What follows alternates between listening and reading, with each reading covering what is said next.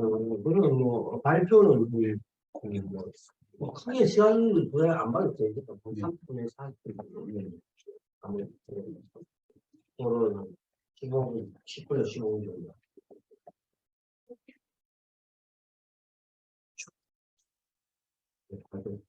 네. 저희 그 자리에서 부족한 논문을 발표를 하게 되었습니다. 한 시간 기회를 드려서 기다리고 뭐 지방시대를 위한 교육자유적 자유적 정책의 완성입니다. 이 우리나라가 보면 뭐 교육적인 발전들이 계속적으로 이렇게 진행이 되어 가고 있다. 여전히 교육 선진국을 비교해 보면 다소 교육자가 거의 일방적으로 진행해 나가는 이러한 점이 특히 이러한 뭐 공교육에서 이러한 현상은 사교육 현장에서 심각하다고 일단 모든 사람들을 학생들을 일등을 맞죠. 이러한 방향으로 나가는 이러한 어떤 교육적인 현실 하에서 지금 풍상화 숫자가 상당히 심각하게 이제 줄고 있는데 특히 2021년도에는 그 수도권과 비수도권의 어떤 가시적인 이러한 인구라든지 또는 경제적인 성장이 역전 현상이 있습니다. 인구 비중이 50.4%, 49.6%로 지방이 줄고 있고 경제적인 지하지치라는 이런 수도권이 커가고 있는 상황 가운데 있어서 원래 이 정책은 교육자의 선고 정책은 항상 현 정부가 기회 발전 촉구와 더불어서 안부마찰과 같은 이러한 역할로서 이제 생각을 보려고 그런 부분 이제 잘 아시다시피 이 불행히도 어저께 국회 국제사법위원회 본회의에서 이 지방자치분권 및 지역균형 발전에 관한 특별법 이것 자체가 교육자유 특구에 관한 내용만 알려줍니다. 가지고 이제 법안이 통과가 그 이유가 야당에서 계속적으로 반대를 해왔던 이유가 이게 기존학교를 만들려고 하냐 그런 비판들이 나중에 이제 뒤에 말씀드리겠지만 사실상 이 정책은 기존학교 또는 뭐 금수저 학교를 지향하는 건 결코 아닙니다. 내용을 보시면 알겠습니다. 그런데 이제 이런 그렇게 돼서 교육자유 특구에 관한 부분만 가지고 또 기회 발전 특구는 또 그대로 살아서 들어가서 법안이 본회의에 통과가 된 상황인데 그런데 이 정책의 내용을 구성하는 데 있어서 상당히 실질적으로 어려움이 계속적인 연구가 필요하긴 하다고 봅니다. 근데 이제 오늘 발표는 그래서 어제 법안이 그렇게 빠졌는데 어떤 특별한 의미가 있을 수 있을까? 너무 생각해 보니까 이번에 뭐 이 정책이 펼쳐지기에는 시대적인 한계가 있다. 저는 개인적으로 생각이 들고 그렇지만은 이런 정책을 구상을 했다는 것 그리고 이 그때에 구상했던 내용이 어떤 내용이었다라고 하는 것을 한번 이제 역사적인 시점에서 정리는 해놓을 필요가 있다는 생각이 들지 그렇게 해놓음으로 인해서 지역 균형 발전 플러스 교육 이 문제를 다음에 누군가가 정책을 할 때에 그 자료로서 활용해 줄 수 있는 이런 의미가 있지 않겠느냐 그런 생각을 저는 하면서 발표를 그런 방향으로 원래는 원고를 들고 난 다음에 이게 이제 곧 법안이 통과되면 당연하게 교육자의 특구가 들어가 있을 것이라고 생각을 하고 오늘 썼었는데 빠져버리니까 사실상 어찌 보면 김이 빠져버리는 이런 상황이긴 합니다. 그래서 방금 말씀드린 대로 또 그렇지만 예전에 우리 다른 정부 때도 보면 좋은 정책들이 많이 있었거든요. 그런데 시간이 한 10년, 20년 돌이키고 난 다음에 과거의 정책들, 그때 그 정책을 이렇게 찾아보는 경우도 있습니다, 사실은. 근데 그때에 제대로 자료가 논문이라든지 또 글로서 이렇게 남겨지지 않은 부분들이 많았거든요. 그런 것들을 자꾸 생각이 들어서 정리를 해서 그런 뭐 퍼블릭을 해놓는 게 국가 사회 발전을 위해서 유익하지 않겠느냐 이런 생각입니다. 그래서 크게는 이제 이 교육자의 특구 자체에 관한 것에 대해서 제가 간략하게 어떤 내용이었는지에 대해서 말씀을 드리고, 그 다음에 이제 이게 정책이 현재 이 법안에 통과가 못된 상황에서 그러면 앞으로 이제 어떤 것들이 필요하겠는가, 그런 부분 측면에 두 가지를 말씀을 드려야 될 것 같습니다. 먼저 그 앞선 부분에 대해서 교육자의 특구 자체에 대해서는 간략하게 이렇게 말씀을 드리고요. 그 외에 그러면은 교육자의 특구, 그 다음에 지방분권, 지역균형발전 이 문제를 어떻게 앞으로는 가져가야 될 것인지 그런 부분에 대해서 제가 말씀을 드리면서 본사 선생님들의 귀한 의견을 조금 경청을 하려고 합니다. 먼저 교육자의 특구의 기본적인 정책은 일단 지방분권하고 지역균형발전이라고 하는 여기에 이제 기본적으로 관점이 있었습니다. 왜냐하면은 이제 교육자의 특구 정책 자체가 현 정부에서 이제 지방자치분권 및 지역균형발전이라는 특별법, 이 통합법이라고 그때 불렀습니다.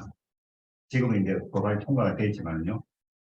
그 법률안 35조 2항 또 3항에 그런 내용들이 있었는데요. 여기에 이제 기본적으로 기초를 하여서 내용을 가져갔습니다.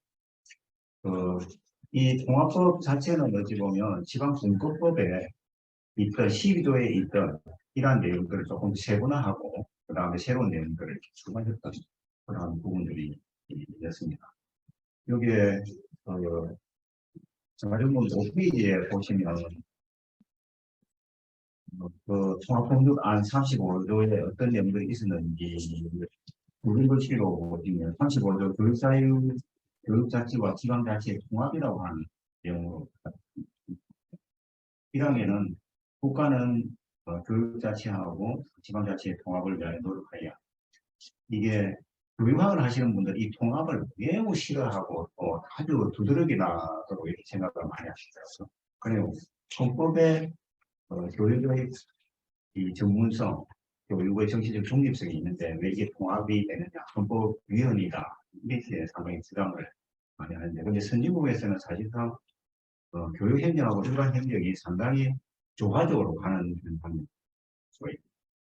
그런 측면에서도 지금 전적으로 교육감하고 단체장 따로따로 있으니까 너무 많은 문제점들이 있고, 현재 요 35조 1항은 이번에 법률 통과되면서 그대로 들어갔던 걸로 알고 있습니다. 그래서 교육단체장하고 교육감 러닝메이트는 이 추진을 양당에서 지금 정치적으로도 이렇게 해가야 된다라고 합의가 되는 상황입니다. 그 다음에 2항에 있는 내용 자체가 싹 다 이게 교육자유 특구의 핵심적인 사항이었는데 요것들이 다 빠졌습니다. 그런데 그 2항의 내용은 국가는 공교육 내에서 사교육이 아니고 공교육 내에서 다양한 형태의 학교 교육을 제공한다. 이거하고 그래서 이걸 위해서 교육자유 특구를 설치 운영한다. 그래서 공교육이라고 하는 이 현재의 어떤 한계를 교육 혁신적인 측면에서 해결하기 위해서 다양한 형태의 학교, 그러니까 사립학교에 각 학교가 가지고 있는 상당한 장점들, 이에 나오는 이제 발도르프 슐레 있는 학교들이 가지고 있는 장점들이 많은데, 왜냐하면 그 발도르프 슐레 같은 경우에는 부모들의 만족도가 상당히 높고, 또 문제는 교육의 당사자인 아이들이 상당히 학교를 가고 있으니까 이런 장점들을 왜 공교육에서 포섭을 못하느냐, 이런 부분들이 이제 녹아 들어있습니다. 그런데 이 부분은 이제 지금 달아나고 가버렸고, 그 다음에 3항은 교육자치와 교육자의 특구의 설치 운영에 관련해 따로 법률을 정한다 라고 하는 부분이 수정이 돼가지고 제가 알기로는 교육자치에 관한 따로 법률을 정한다 이렇게 수정이 됩니다. 그래서 교육자의 특구의 설치 운영에 관한 부분이 그냥 우리 법사위에 달렸고, 그 다음에 또 본회의에서 법사위 시키는 그대로 된 거죠.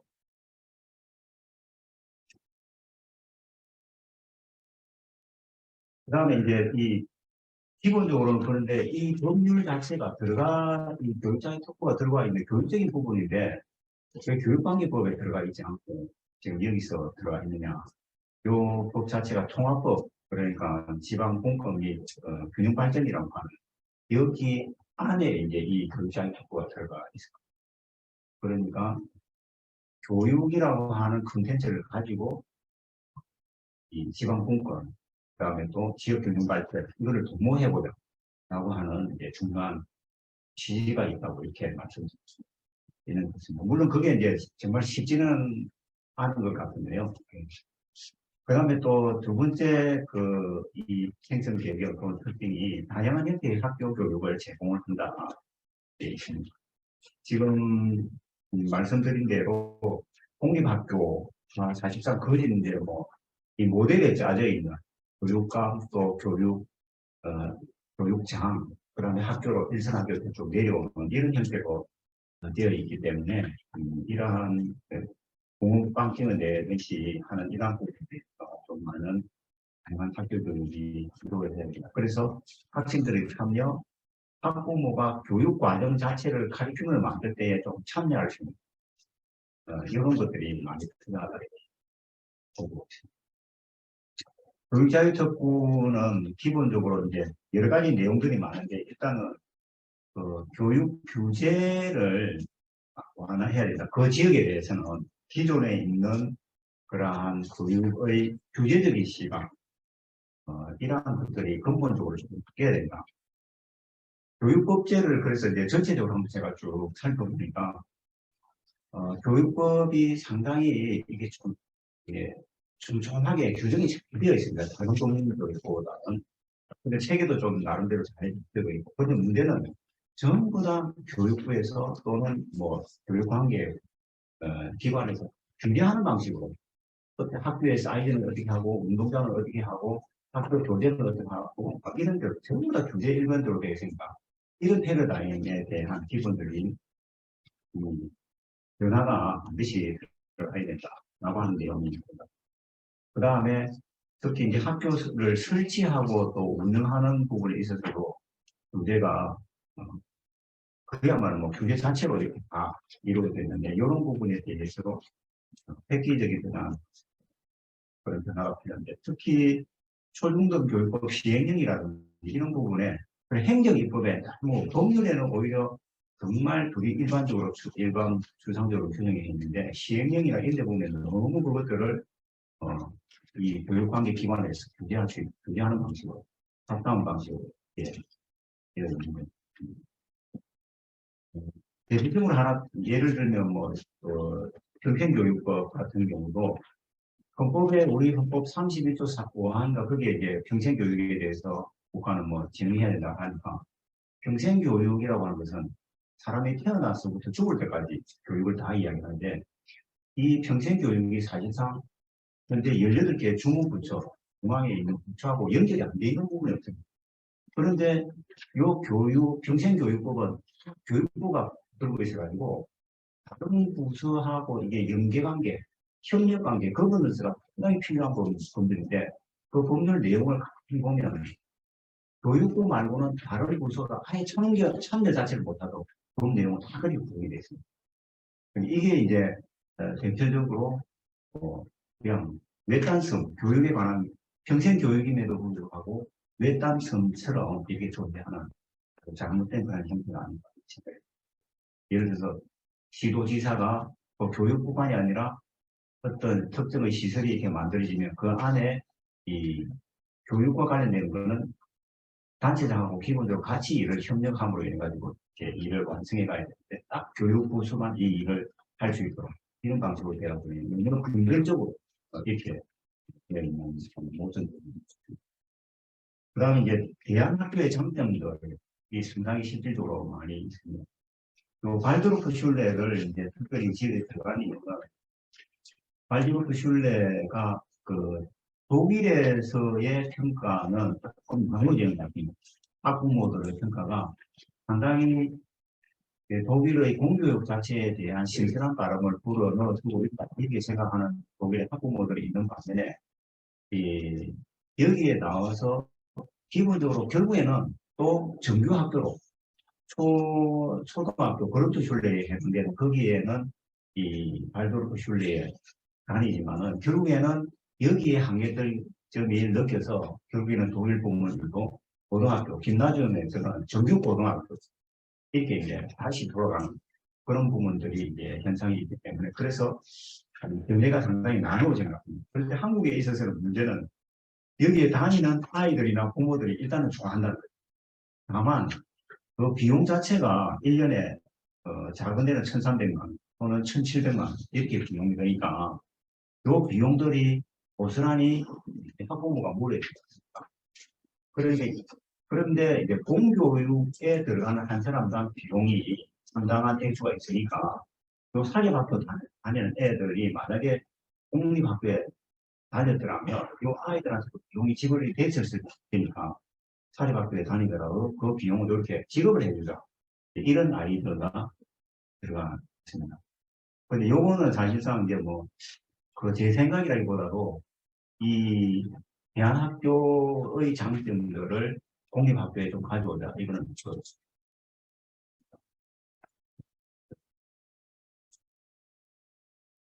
교육발전 특별위원회, 그 지방선거 특별위원회 전에 대통령 인수위원회 했던 위원장님께서 그 아이디어를 많이 이제 제시를 해주셨던 이런. 그래서 이제 공립학교, 그렇게 함으로 인해서 공립학교의 기존의 어떤 틀을 새롭게 하면서, 물론 이제 특정 지역에 대해서 이런 사립학교의 장점들을 가져온다. 이런. 그 다음에 또 하나는, 글로벌 혁신학교를 지향하는 그런 내용이에요. 그러니까, 아이들을 정말 좀, 특수한 어떤 그런, 능력이 대단한 아이들 같은 그런 아이들을 잘 길러낼 수 있고, 또, 그런 아이들이 어떤 여러 학생들 한 그룹, 한 클래스, 두 클래스 이렇게 함으로 인해가지고 그 지역 자체에 신선한 발전의 동기를 제공할 수 있는 이런 걸로 이제 가져가자라고 했는데, 이것은 기본적으로 스위스의 중부에 있는 그 인구 3만 명 정도 되는 국제 기업 도시 축이라고 하는 도시가 있는데, 요거를 이제 본딴 것이라고 이렇게. 원래 그 지역은 상당히 좀 낙후 지역 이런 거였습니다. 그런데 그 정책이나 이런 것들을 잘 하면 지멘스라든지 그다음에 네슬러 국제적인 기업들이 여기에 이제 여러 가지 서비스라고 하는 그런 특징도 있었겠죠. 그런 기업들이 모이고 여기에 거주하는 이제 사람들이 모임을 해서 이 학생들을 위한 어떤 혁신학교를 만들게 되고, 그 다음에 그 학생들이 또 지나갈 수 있는 어떤 특수 전문 대학들 이런 것들이 이제 만든 비즈니스 전문대학이라든지 이런 것들이 상당히 국제적인 학교로 이제 발전하게 되는데, 이러한 이 축에 있는 이 모델을 상당히 이제 지향한다.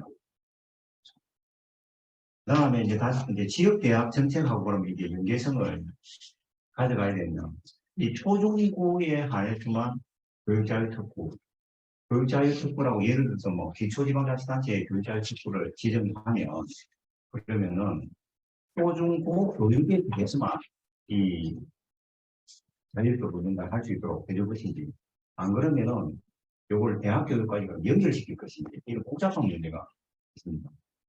그런데 여기에 대해서는 두 가지 견해로 나누어지는데요. 초중고만 하는 것이 더 바람직하다라고 이제 보는 견해는 뭐냐? 만약에 광역으로 예를 들어서 대구광역시 경상북도를 두 개를 묶어가지고 하나 교육특구를 지정을 해줬다. 그랬을 경우에 그 안에서 쏠림 현상이 발생될 수 있다. 그 자체 안에서.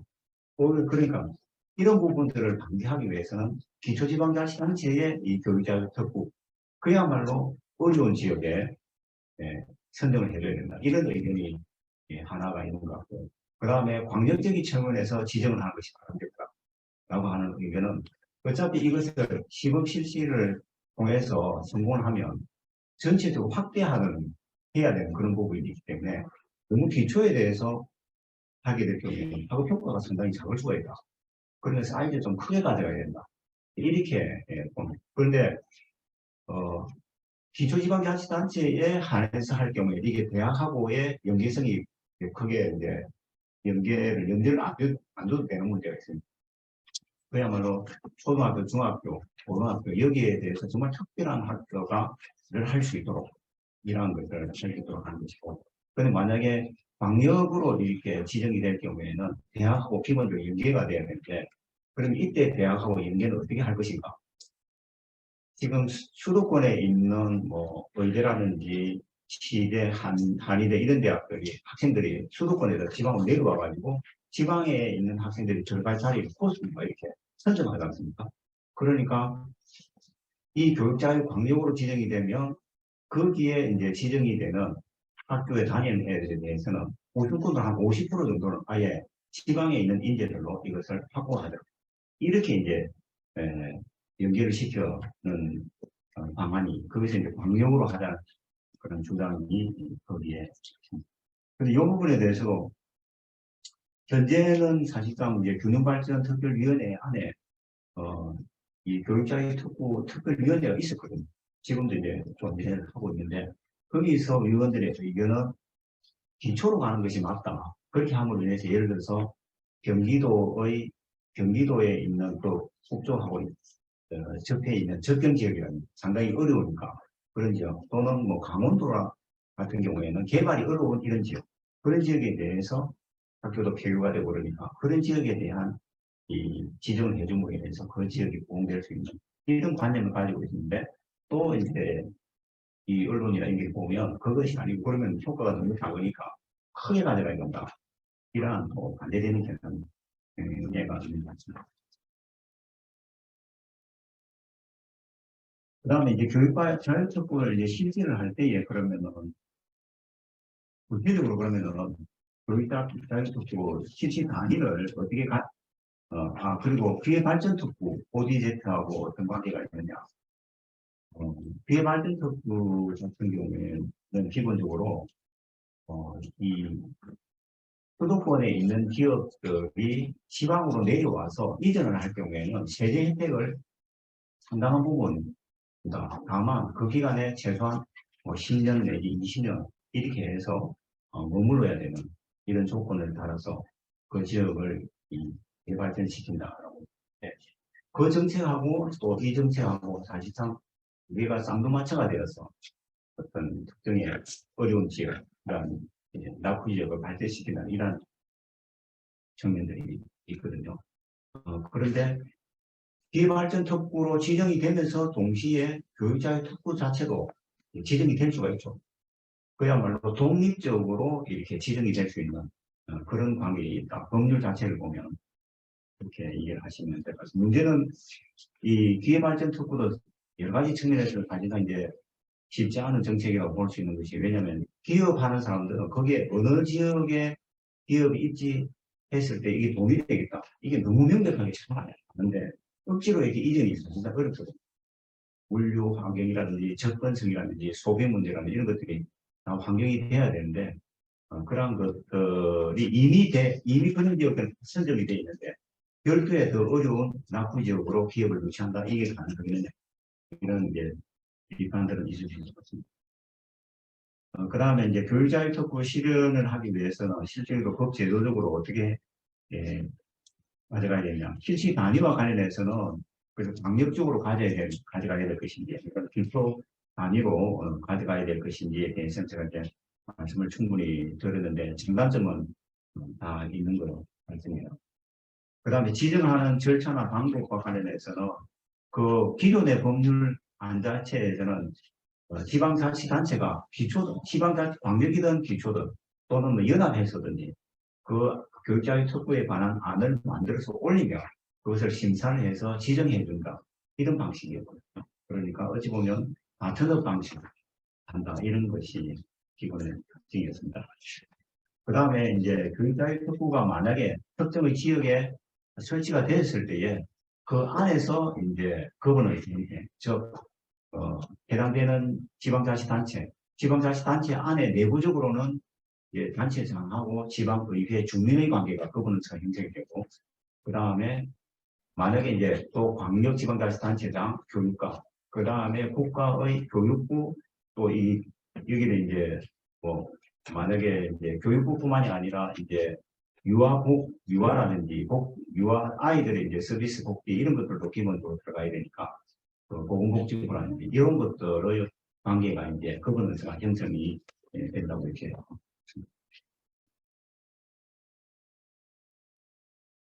그래서 저는 이제 개인적인 이제 제 생각은 일단 우리나라도 오면서도 이제 또 보니까 아파트가 상당히 높게 이렇게 지어진 문제가 있지 않습니까? 그런데 이제 지역에 시골에 폐유가 생기고 그런데 뉴스에 한번 보니까 그 폐유가 생기는 게 사실상 인구가 줄어서 폐유가 되죠. 근데 그 폐유의 원인이 높은 아파트를 짓는 지역으로 수평 이동이 되기 때문에 그 지역이 폐유가 되는 거더라고요. 정확한 원인을 보면 실질적으로 이 지역에 있는 아이가 없어서 그런 것이다. 더 좋은 지역으로 이게 아파트 그 촌단위에 살다가 일반 그러니까 뭐 주택에 이게 살다가 아파트로 다 가고 싶은 거예요. 그러다 보니까 아파트는 뭐 20층, 30층 정도 이게 수평이 들어가다 보니까 이 지역이 다 죽는 이런 현상이 있는 것 같습니다. 그런 것들도 잘 이제 좀 눈여겨볼 필요가 있고 특히 세종시 같은 경우도 제가 한번 가보니까 세종시 북쪽은 완전히 지금 저녁이 되니까 거의 뭐 아예 완전히 낙후지역이 되어버렸어요. 그 세종 남쪽 지역만 이 기업 정부 기관들이 다 들어가 보니까 거의 북쪽 사람들이 그런 이야기입니다. 너무 이쪽에는 지금 뭐 투자라는 이런 분들이 너무 없어져 버리고 상당히 살기가 어려워서 그런 형태입니다. 그래서 저는 오히려 만약에 이제 세종을 예를 들 경우에는 세종 북쪽에 교육자격특구 같은 경우는 오히려 설치해야 되지 않느냐. 그렇게 해서 물론 부작용도 생길 수 있겠죠. 그런 측면을 조금 보완하는 것이 바람직하다 이렇게 되고. 그 다음에 이제 지금 금융발전 특별회계에 보면 평가회계 이거 지출하는 방식이 가만히 보면 이 도에 있는 강남 3구도 이 예산에 의해서 돈을 지급을 하고 그러니까 뭐 액수는 많지는 않죠. 뭐 1억 원, 9천만 원, 뭐 몇만 이런 식으로 해가지고 그런 부분에는 균형 발전을 위해서 위학 특별회계인데 그 11조 약 현재 11조 정도 되는 돈이 왜 재산의 실익에 대해서 그렇게 지급이 되는지 그런 부분에 대해서는 상당히 지출하는 방식이 조금 변화가 있어야 된다 생각이 되고 또 균형발전 특별회의가 지금 약 11조 정도 되는데 이거를 제 그냥 주관적인 생각이 한 60조 정도로 더 만들어서 열려서 제대로 된 그 지역에 이 비용을 쓸 수 있는 방식으로 좀 가야 되지 않나 이런 생각이 듭니다. 그 다음에 이제 그런 것들이 다 이제 말이 되면 기본적으로 근거법률을 만들어야 된다 이렇게 말씀드렸습니다. 그래서 이 정책이 어저께 이제 협업이 그렇게 됨으로 인해서 사실상 좀 힘이 빠져버리는 이런 주제가 됐는데 역사적인 측면에서 기록을 하고 있는 것이 필요하다 이런 측면에서 본답니다. 발표 의견을 또 이제 드릴 수 있습니다. 선생님들이 한 의견을 주시면 공부를 완성하고 도움 되겠습니다. 예, 경청해 주셔서 감사합니다. 예, 반갑습니다. 강경 교수님께서는 그 법학을 공부하시고 또 학교에 계신 관계로 아주 교육 분야에서 아주 꼼꼼하고 신경을 잘 짚어주셨습니다. 제가 볼 때는 법이 뭐 통과되는 문제고 그런 차원을 넘어서서 반드시 짚어야 되는 문제이기 때문에 설령 뭐 이번에는 통과 안 됐더라도 또는 그런 측면에서 살필 것 같으면 이 연구의 가치 여부에 대해서는 더 이상 말할 필요가 없다. 당연히 해야 되고 아주 좋은 내용이다. 그런 차원에서 우리나라 교육부에 미래 방향을 제시했다. 저는 굉장히 물론 뭐 법이 통과되면 조금 더 의미가 있을지 뭐 그건 일신적인 일이고 앞으로 계획적인 연구가 지속돼야 그런 발전이 있지 않을까 생각하시면 그래서 굉장히 의미 있는 생각을 하고 그런 의미를 부여하고 또 실제로 의미가 있고 그런 차원에서 우리가 이제 지명될 도로를 하고 그 다음에 또 자유 토론을 하도록 하겠습니다.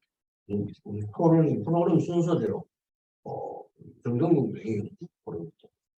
예. 네, 강 교수님 말씀 주셨습니다. 저는 원래 아침에 뉴스 보고 어제 열심히 읽었는데 논문 이렇게 준비하신다고 너무 고생하셨는데 아침에 그림 발표하니까 좀 이렇게 힘 빠진 느낌이 있어서 그럼에도 불구하고 이제 이것이 한번 이 이슈가 됐었고 앞으로도 제가 볼 때는 이제 굳이 하려고 그러면 여기 없다 하더라도 법 만들면 되거든. 내가 볼 때는 이 법에 없으면 안 만들어지는 건 아닙니다. 만들어질 수가 있는 거죠. 현재 굳이 이렇게 이것이 중요하고 의미가 있고 그걸 하다 보면 만들 수가 있는 일이기 때문에 한번은 언급할 필요가 있지 않겠나 하는 그런 생각을 합니다. 그래서 이게 어떤 교육 전문이 아니라서 대학을 있습니다만 대학이 인문 전문지 교육 전문이라고 하는 그런 한계가 있는데 근본적으로 이제 교육이라고 하는 것이 공간적인 특구가 공간적인 개념 정책인데 그 교육이라고 하는 것은 공간적인 그런 개념이라기보다는 특성에 맞는 그런 성장 단계별로 특성별로 이렇게 이제 우리가 법도 그렇게 되지 않습니까? 초중등 교육법, 유아교육법, 고등교육법 이 단계별로 이렇게 이제 규정되어 있고 그래서 이게 이제 교육자율 특구하고 이걸 매치시키는 것이 어려운 그런 측면이 있다 그런 생각이 들고 두 번째는 이제 이 법을 가만히 보게 되면 그래서 이게 교육의 일반적인 내용을 그렇게 다루고 이런 내용이라기보다는 요거 가지고 지금 규정 발전하겠다는 그런 뜻이 강한 지금 그거 말씀. 이거 하는 경우는 쓰먹겠다는 그런 의견이 강하기 때문에 앞으로 이걸 법을 만들고 이걸 추진한다 그러면 꼭 여기에서 이제 지금 규정 발전에 맞도록 그렇게 법을 구성할 필요가 있지 않겠나 그런 생각이 듭니다. 교육 일반적으로 내용을 만들어버리면 제가 볼 때 너무 촘촘하게 크게 있는데 굉장히 이게 어려운 단계가 있다. 그래서 이런 지역 균형 발전과 관련해서 그 사항들을 이렇게 담는 것이 의미가 있지 않겠다. 그런 생각이 들거든요. 한 교육적인 내용, 교육부 관련법에다 맞거든요. 지금 균형 발전과 관련된 그런 내용을 중심으로 다 보면 어떻겠노 하는 그런 생각이 듭니다. 그래서 전체 교육을 다루다 보면 이건 내가 볼 때 되게 불가능한 것이기 때문에 그래서 이제 제가 볼 때는 이것과 관련해서 한 사례가 될 수 있는 것은 우리가 살 때 그런 주장이 있습니다. 학원도시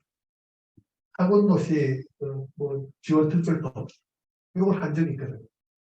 이제 그래서 대학이 많은 곳 예컨대 학원들이 많은 곳 교육도시죠.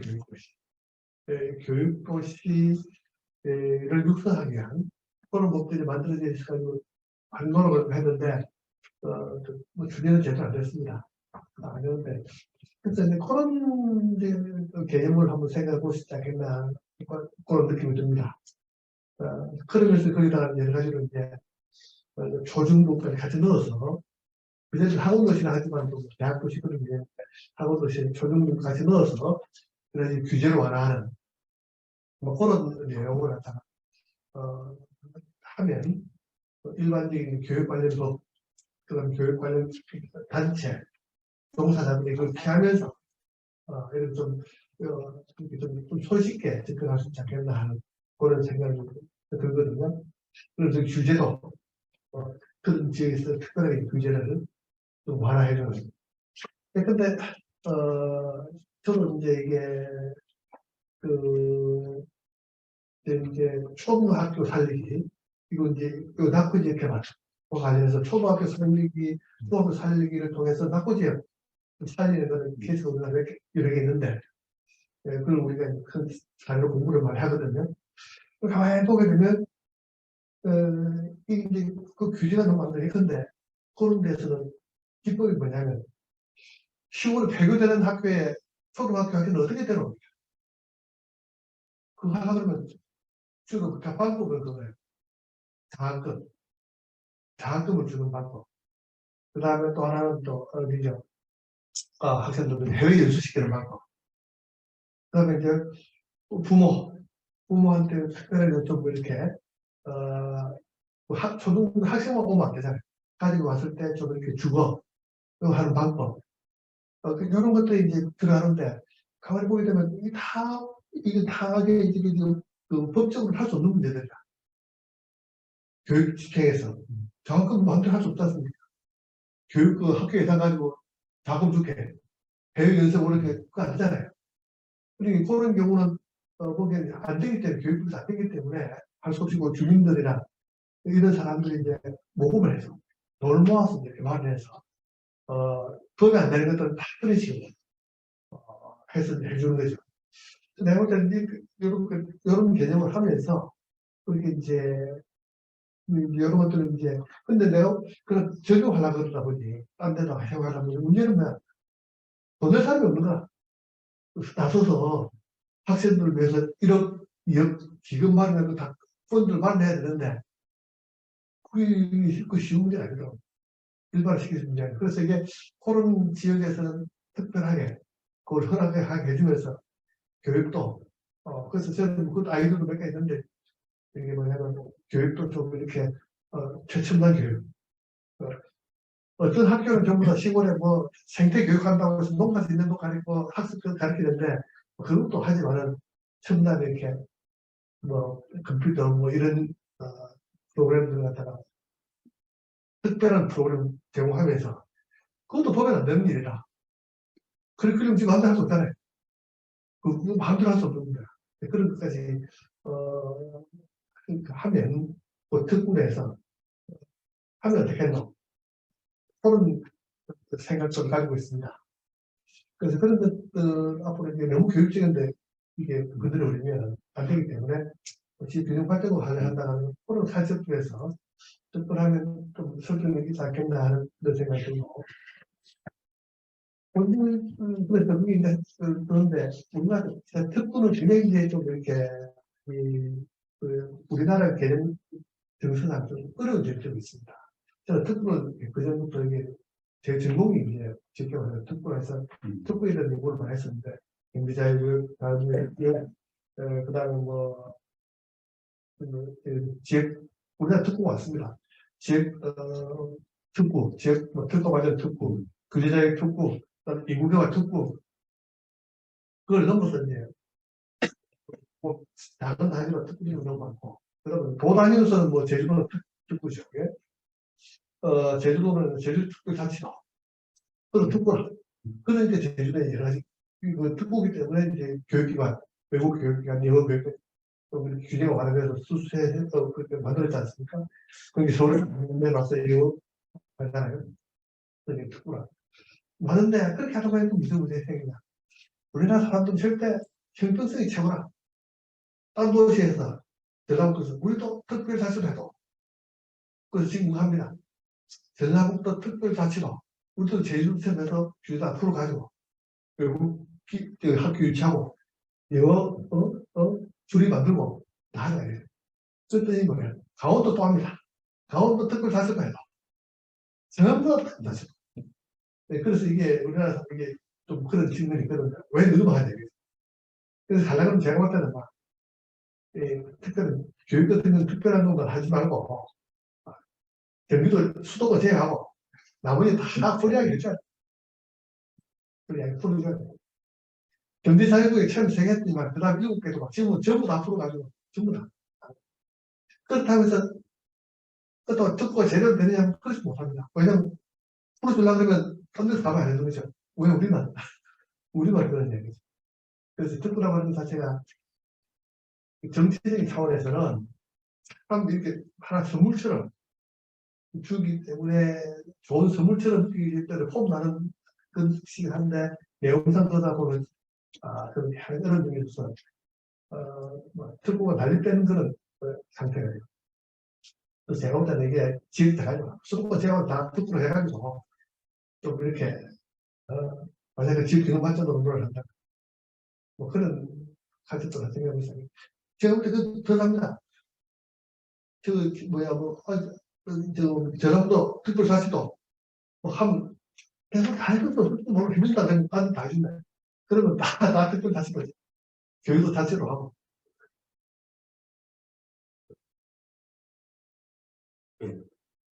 예. 뭐할 말이 많습니다. 예. 나중에 또 한번 나오게 보고 또 하고. 예. 사실은 저는 이제 우리나라 문제를 매우 쉬운 문제를 매우 어렵게 푼다는 그런 느낌을 많이 받아요. 제일 아까도 이야기했지만 제일 발휘 안 되는 게 기울어지는 운동장이라고 하는데 기울어지는 시소라고 보면 간단합니다. 초등학생도 풀 수 있습니다.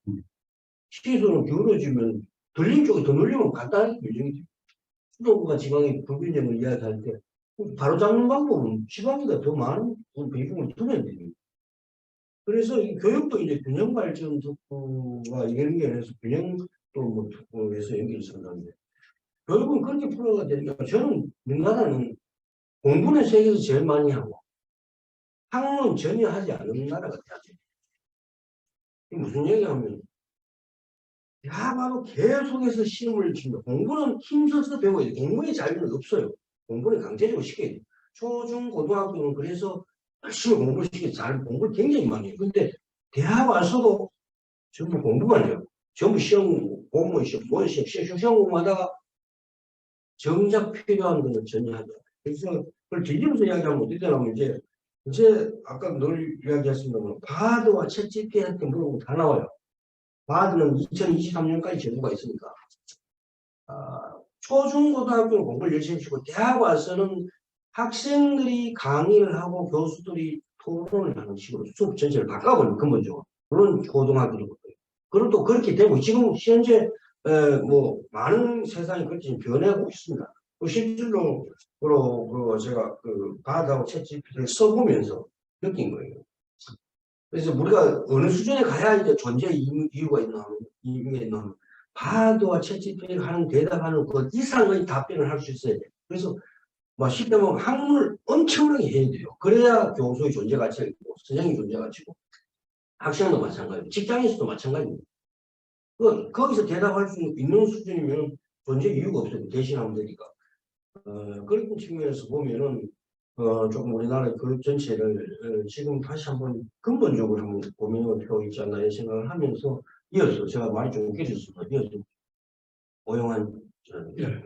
저는 뭐 사실 지방 소외 문제로 해서 쓰는데 교육 문제는 뭐제 분야도 아닌데 말씀하신 대로 왜 균형 발전과 자치 분권에 관한 통합 법률을 내면서 교육 자치 아니 교육 특구와 기회 발전 특구하다 우회를 당하면 말씀하신 원점은 이건 뭐 교육의 번제에 관한 것도 있겠지만 궁극적으로 그 법에 들어간 내용이라는 것은 지역 균형 발전에 이바지하는 측면에서의 제도적 틀이라는 거죠. 그러니까 그런 뭐 특구라고 하는 거는 규제프리라고 하는 기존의 어떤 공교육의 그런 틀이나 이런 것을 벗어날 수 있는 협력해 주는 거니까. 그러니까 좀 제 생각에는 첫 번째 앞으로 논의를 할 때 교육 특구라고 하는 이런 부분에 대해서는 좀 더 쉬운 용어가 좀 필요할 것 같아서 싶겠습니다. 예, 근데 사실은 뭐저 경상북도 부지사가 예를 들어서 브리핑을 했을 때, 프레젠테이션을 했을 때, 뭐 의성을 예를 들면 의성 같은 경우에 그러면 어떤 식의 초중고의 교육이 필요한 건지, 뭐 대학은 뭐 의성의 인구가 지금 뭐 5만 명은 안 되니까 가질 수 없으니까 그러면 의성고등학교가 어떻게 예를 들어서 할 수 있는 건지, 예를 들어서 거기에 어떤 규제를 풀 수 있냐 이런 부분으로 생각합니다. 예를 들어서 의성으로서는 지역에 남아있는 학생 아니면 인근 지역 학생을 좀 더 협의하기 위해서는 필요한 생각이 드는데 그 부분은 지역별 특성에 맞게 규제를 완화해서 할 수 있는 그런 분야가 있다면, 그러니까 굉장히 많은 특성화가 나오겠지만, 다른 하나는 역시 공교육이라고 하는 건, 그 교육이라고 하는 거는 국가의 정체성을 때문에 우리 국가의 정체성이나 우리가 공통적으로 대한민국 국민으로서 가져야 될 어떤 소양 관련된 그런 부분들이 훼손되지 않는 범위 내에서 최대한 해야 된다는 그런 게 아니겠나라는 생각이 들고, 제가 지방에 와서 4년 있는데 2군데 견학을 했습니다. 하나는 제주도에, 여기도 제주도에 얘기하는데, 제주도는 제주특별자치도니까 그 국제학교의 설립이나 이런 것들이 자유롭게 되고, 사실은 국제학교에 대한민국에 아마 그 국제학교를 가보면 그 주변에 아파트나 이런 것도 굉장히 가격이 높습니다. 그리고 수도권에서 굉장히 많이 와 있고, 근데 그건 제주도로서 성공한 거죠. 그러니까 또 하나 그 학생들이 굉장히 거기에서 세계 인류의 유수의 대학에 입학도 많이 하고, 근데 여기도 나와 있지만은 그 국제학교가 채택하고 있는 교육 프로그램이 그 국제 바칼로레아라는 인터내셔널 바칼로레아라고 해서 1968년도 제네바 외교관 대상했던 그 프로그램이잖아요. 교육 프로그램. 근데 이거를 저는 일부 여기 뭐 나오다 있어 표성고등학교라고 하는 공립고등학교에서 시도를 하고 있어요. 근데 대구에서 공립학교, 사립학교가 그 국제 바칼로레아 이거 도입을 해가지고 2021년도에 이게 4대 부중하고 4대 부속 초등학교가 인증을 받았어요. 그러니까 그래서 그렇게 해가지고 뭐 우리 국제학교 포함해가지고 전체적으로 IB를 채택하고 있는 학교가 30개가 되거든요. 그래서 아마 이거는 뭐 제가 견학을 하고 이렇게 봤는데 새로운 어떤 학습 자산, 그러니까 뭐 문화 자체가 주입식이 완기식이지 않습니다. 물론 그 배우는 교재는 우리 교과서를 가지고 갔지만 굉장히 토론식이고, 그래서 학습하는 방법도 다르고, 그래서 학습 목표도 다르고, 그래서 제가 느낀 거는 이게 새로운 인간상을 만들 수 있겠고, 그래서 굉장히 그걸 느꼈는데 아니나 다를까 일본이나 그 사회주의 국가인 중국도 여기에 대해서 그 당시에 154개국인가 중국도 권장을 해요. 국제학교. 그러니까 자기들의 중국도 굉장히 신문 상승이나 뭐 공산당원대 뭐 이런 거에 대해 가지고 굉장히 뭐 경쟁 사회니까 교육률도 높고 하니까, 그래서 아마 이런 것들 국가의 경쟁력 차원에서 IB 교육 이걸 권장하는 거. 일본도 2020년도에 해가지고 이게 200개월을 달성했다고요. 제가 최근에 뭐 강릉 공한테도 하나 좀 보내줄 거예요. 뭐 강릉까지 당연히 알고 계시더라고요. 그래서 이런 걸 보면서 저는 예를 들어서 대구의 IB 교육이라고 하는 이런 부분들이 결국은 어떤 역할을 할 것이냐. 예를 들어서 일반 공립고등학교에 국제학교라는 데는 대개 제주도라고 하는 데는 외지에서 그쪽으로 가려고 하는 건 고비용일 거예요. 비용이 일단은 부모도 같이 가야 되고, 거기 뭐 현지 학생들은 물론 가겠지만 외부에 있는 대구의 공립학교에서 그런 교육 프로그램을 제공해서 그게 자기가 전 세계적으로 아주 우수한 대한민국을 대표할 수 있는 그런 제로 양성이 된다면 저는 그것도 하나의 지역 균형 발전에 있어서 유인 요인이 된다고 생각합니다. 그래서 그 IB라고 하는 이 문제를 한번 좀 더 공론화하고, 그러니까 여기로 접시가 돼 있으면 발표도 하셨습니다만 그런 부분에 대한 것도 좀 포착이 좀 필요하지 않을까. 그래서 교육부를 우리가 논의할 때 좀 IB 이 부분은 일본하고 중국은 자기들이 국가 경쟁력 차원에서 인재 차원에서 권장하는 거니까. 그래서 또 하나는 전 세계적으로 아마 IB 프로그램을 이수해가지고 여기도 뭐 DP랑 나와 있지만 그 세계 유수의 뭐 대학에 다 어플라이 하고 이런 것보다 좀 우리도 차제 교육 특구 자체가 예컨대 뭐 이게 발전 특구 이게 뭐 형식이 중요한 게 아니라 그 속의 내용에 대해서 한 번 더 좀 더 이게 실질적으로 우리의 경쟁력도 담보를 하면서 동시에 전국에 있는 학생들 아니면 주변에 있는 학생들을 좀 더 받아낼 수 있는. 그래서 어쩌면은 교육특구라고 하는 게 그러면 의성군이나 상주시나 이런 데서 굉장히 이런 특별한 교육 프로그램을 할 수 있는 학교가 많을지는 저는 안 나올 생각합니다. 그런 의미에서 보면은 어쩌면은 자칫 잘못하면 교육특구라는 게 광역단체 아니면 광역단체에 보면 되면은 대도시로 집중될 소지가 또 있어요. 그 부분을 그러면 우리가 얘기하는 지역균형 발전의 컨셉에서 수도권에 대항하는 의미에서의 그 예를 들어서 지역균형 발전 차원에서는 그게 효과가 있을지 몰라도 혹시라도 대도시 중심으로 됐다면은 사실 저 비수도권 내부에서의 저 중심과 주변 그래서 다시 중심이 집중될 수 있는 그 가능성이 큰 거거든요. 그래서 그 교육특구라고 하는 이 부분은 저는 좀 특히 교육 문제라는 게 이게 대한민국의 건강과 관련되기 때문에 우리가 쉽게 얘기를 하지만은 좀 저 자신도 뭐 문외한 입니다만 좀 더 차제 이렇게 일단은 좀 늦춰졌으니까 그 단순히 자치의 통합이다 뭐 이런 후의 문제 이런 것보다는 좀더 가질 합의나 이런 거에 대한 진중하게 더 논의를 해가지고 차제 늦어졌으니까 예하나 이런 아니면 각계 공론을 거쳐서 좀더 좀 알찬 그런 아예 틀이 나왔으면 괜찮겠다 그랬습니다. 네, 감사합니다. 예, 우리 고영한 지사는 교육 전문가보다 더 교육에 대해서 정확하게 아는 것이 송구합니다. 약간 그 이야기, 우리나라처럼 이런 교육은 전형적인 주입식 교육에서 공부는 정말로 많이야. 근데 교육을 왜 해야 되는지 목적이 없습니다. 이게 뭐가 하면은 교육을 행해서 우리가 얻는 것이 뭐냐면 이 말로 표현하거나 뭐 글로 표현하거나 둘 중에 하나예요. 글로 뭐 여러 가지 프로그래밍까지 다 그려 보면은 다시 이야기하면 이제 지식을 머릿속에 넣는 시대는 끝이 났습니다. 이미 컴퓨터, 지금 휴대폰 안에 다 들어있잖아요. 그거 끝났어요. 근데 아직도 여전히 지식을 머릿속에 넣는데 본심을 들여오는. 그 지식을 어디까지 머리에 넣어야 되나. 소위 말하는 수학 같은 거 이런 거는 어차피 AI 속에 머릿속에 뭐가 들었나 이런 걸 다 알아야 되니까 그런 건 철저하게 공부를 시켜야 됩니다. 다시 한 고등학교까지는 그걸 잘 하고 있습니다. 그런데 문제는 이게 대학 와서도 끝까지 고등학교 공부가 이어지면서 창의성이 제로인 그런 젊은이로 만들어버렸어요. 그래서 어떻게 보면 저는 우리나라 교육의 대비기라고 보는데 과연 주입식 교육으로서 우리가 살아낼 수 있을까에 대해서 하는데 아까 제가 약간 말씀드렸습니다만 이제 학생들이 강의를 하고 교수가 토론을 하는 식으로 하면 판이 저절로 작아져요. 지금 수십 명씩 되는 산업사회 방식으로 교육을 해서는 안 되고 새로운 창의적인 방식으로 교육을 해야 되니까 학생들이 직접 자기가 강의를 하고 그다음 교수와 다른 학생들이 토론을 하면서 지식을 공유해 나가요. 그래서 이 교육 시스템을 근본적으로 전환시키지 않으면 안 되고 그것이 성공적으로 하고 있는 데가 세계 랭킹 1위 대학이 지금 미네르바 대학으로 나오거든요. 그다음에 우리나라도 이제 태제대학이라고 지금 만들었습니다. 한 3천억을 투자해가지고 지금 교육이 파라다임이 그렇게 바뀌고 가고 있습니다.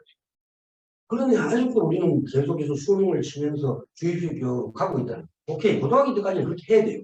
왜냐하면 공부라는 건 하기 싫거든요. 공부라는 게 힘써서 노력해야 되는 거니까 그렇게 해야지만 대학 와서는 학문을 해야 됩니다. 아마 우리나라는 물론 질문을 하는 학생이 거의 없습니다. 그러니 그럴 수밖에 없는 게 50명씩, 60명씩 때려놓고 수도권 중심으로 계속 모아니까 지방은 학생이 없고 서울에 수십 명이 모여서 강의를 하고 학생을 계속 듣고 이런 식으로. 그러고 가서 뭡니까? 밤에 가서 공무원 시험 주는 거예요. 그게 지금 현실, 엄연한 현실입니다.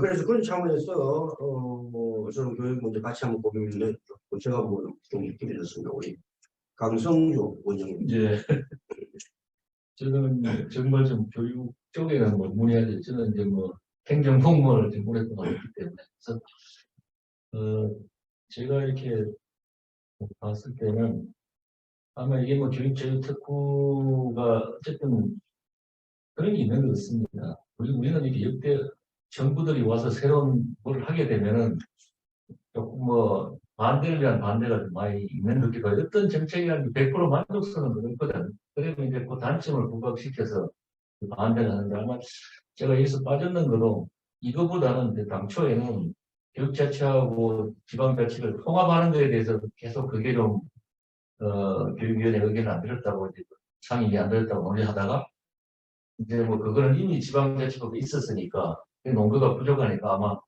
이 교육자치 교육 자료 특구를 뭐 해가지고 삭제되는 걸로 저는 그렇게 얘기를 하고 있는데 정말 안타깝습니다. 그렇지만 이 제도에 대해서는 뭐 기존에도 이미 다른 법률로 정하도록 돼 있기 때문에 아까 강 교수님 말씀하신 대로 100%라고 저는 봅니다. 여기.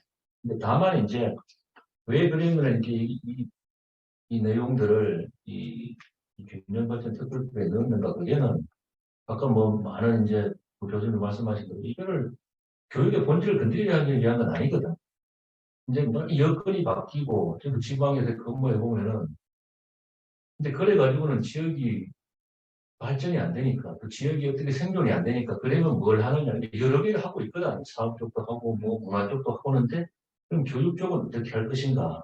그래서 그런 대안을 찾기 위한 하나의 이 방안인데 그 중에서 뭐 어떻게 지금 아마 기본적인 프로그램은 그리 그리진 않았을 거라고 봅니다. 그렇지만 그걸 이제 보면은 이제 교육의 어떤 이 영역이라고 해야 되나 본질을 이제 같이 할 거라고 생각하면서 아마 그렇게 이 여러 가지 또 반대를 했기 때문에 아마 여기서 했는데 이 결국은 그런 목표라고 하면은 정말 뭐 교육은 당연히 교육의 이제 전문가라든지 또 거기 하는 분들이 가야 되지만 이거는 지역 균형 발전 측면에서 어떻게 좀 할 것인가 그런 설계된 프로그램을 보여주면은 뭐 교육에 이렇게 좀 이렇게 좀 관심 가진 분도 충분히 되지 않을까 그런 말씀을 좀 드리고 싶고요.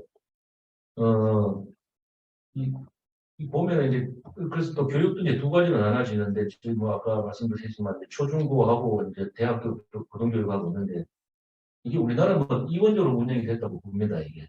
그래서 이제 최근에 이제 대학 교육에 대해서는 기본적으로 이제 뭐 대학 자체가 하고 있던 거, 인간이 하고 있던 걸 또 교육부에서는 그걸 가지고 뭐 컨트롤이라는 표현이 좀 맞습니다만 하는 거를 이제 지자체에 넘기면서 자치단체하고 대학하고 그 지역에 있는 기업들하고 하도록 이제 털어냈으니까 그래도 잘 돼야 되겠죠. 그런 측면이 있는데 남아있는 게 더 본질적인 게 이제 교육 측면의 초중고 교육인데 기본적으로 이제 우리나라 교육이 뭐 제가 정확하게 그건 모르겠습니다만 옛날에 그 이제 일제시대라고 해요. 그런 교육들이 대한민국이 되면서 넘어왔는데 그게 저는 뭐 우리가 뭐 50년대, 60년대, 70년대까지는 잘했다고 봅니다. 그런 지역을 거기에 맞게 뭐 상업적인 교육도 하고 또 기술 교육도 하고 인문학 교육도 해갖고 정말 우리가 90, 80년, 90년대까지는 그걸 가지고 국가 발전의 원동력이 됐는데 아까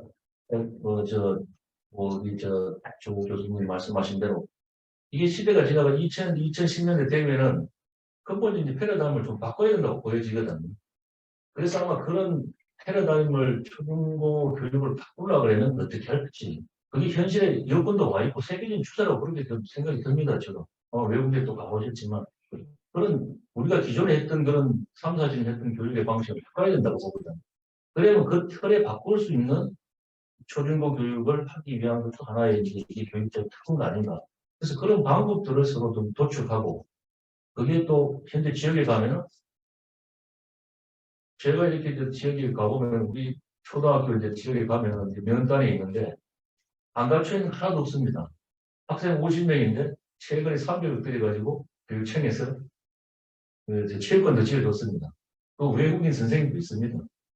외국 선생님, 원어민 선생님도 계시고 또 거기 학생들이 연필 쓰다가 막 부러지고 던져버리면은 새거 금방 사줍니다. 노트도 제공하고 있습니다. 다 하더라고 보니까요. 그래서 제가 그 교장 선생님 보고 혹시 그래도 제가 이번에 있으니까 혹시 좀 도와주는 거 있습니까? 하니까 뭐 별로 도와줄 건 없습니다. 어디 갖춰져 있거든. 근데 학생도 충원이 안 되거든. 그러면 결국은 교육 자체의 뭐 이 방법이라든지 그런 뭐 학생의 어떤 걸 가져오고는 결국 지역 발전하고 그런 거는 안 된다는 거죠. 그러니까 교육 자유 특구라는 게 그 학생의 어떤 뭐 교육 방법이나 수강 이런 걸 건드리는 측면보다는 어떻게 하면 지역의 학생들이 더 있을 수 있을까?